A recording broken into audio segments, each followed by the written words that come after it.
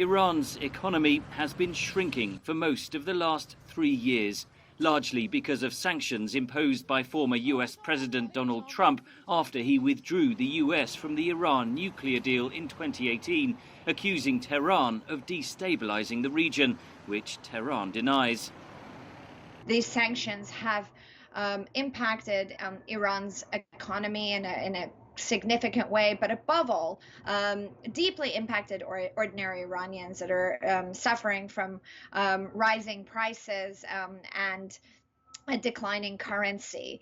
Against this backdrop, also, of course, Iran has weathered COVID-19. It has the highest death rate in the Middle East. Against that backdrop, Iranians go to the polls Friday to choose a successor to President Hassan Rouhani.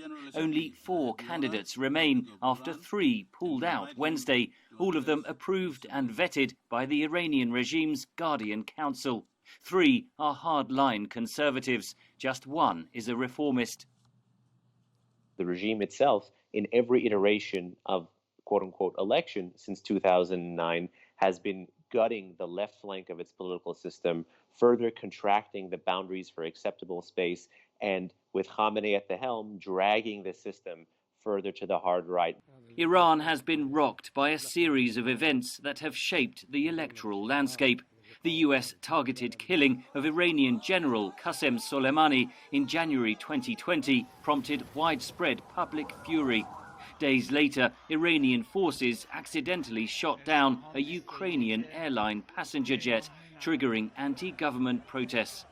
So there have been, a cycle of interconnected events that have dampened popular sentiment, and in November 2019, protests over rising oil prices were also brutally repressed. So ordinary Iranians are not particularly inclined to vote. The favourite to win is 60-year-old Ibrahim Raisi, the head of Iran's judiciary.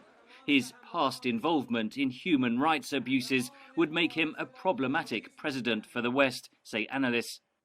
He's unfortunately most famous for his despicable oversight of what is called a so-called death commission in the late 1980s that carried out the murder edict from Ayatollah Khomeini that killed upwards of 5,000 political prisoners in Tehran. Iran has significantly ramped up its nuclear enrichment and is believed to be just months away from creating enough fissile material for a nuclear weapon. The Biden administration is considering rejoining the 2015 nuclear deal, but only if Iran halts enrichment. Iran says the US must first suspend sanctions. Talks in Vienna are ongoing.